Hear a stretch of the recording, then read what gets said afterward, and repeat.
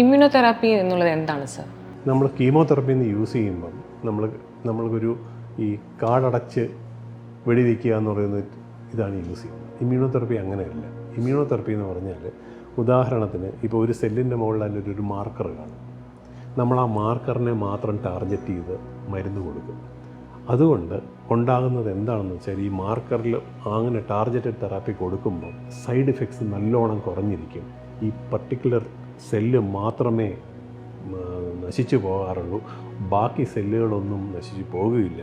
നമ്മുടെ immune system will take care of the rest. ഒന്ന്.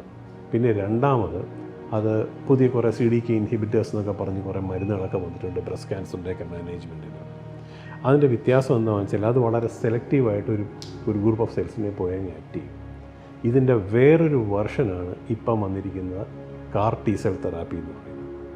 അതിൻ്റെ ടെക്നിക്ക് എന്ന് വെച്ചാൽ നമുക്കൊരു ട്യൂമറുണ്ട്, ട്യൂമറിന് ഒരു പ്രത്യേക ഒരു ആൻറ്റിജൻ ഉണ്ട്.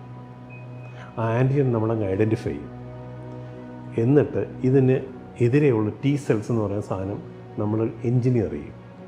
നമ്മുടെ ശരീരത്തിലെ T-സെൽ എടുത്തിട്ട് ഈ പർട്ടിക്കുലർ ആൻറ്റിജനുള്ള ആൻറ്റിബോഡി ഇതിനകത്ത് ജനറേറ്റ് ചെയ്ത് വെച്ചിട്ട് ഇതിനെ പുറത്തോട്ട് എടുത്തു കഴിഞ്ഞ് നമ്മളെ അങ്ങ് മൾട്ടിപ്ലൈ ചെയ്ത് കഴിഞ്ഞിട്ട് പിന്നീട് അതിനെ തിരിച്ച് നമ്മുടെ ശരീരത്തിലേക്ക് കൊടുത്തു കഴിയുമ്പം ഈ ട്യൂമർ കംപ്ലീറ്റ് ആയിട്ട് നശിച്ചു പോകും. കുറച്ച് സൈഡ് ഇഫക്ട്സ് ഒക്കെ ഉണ്ടാവും.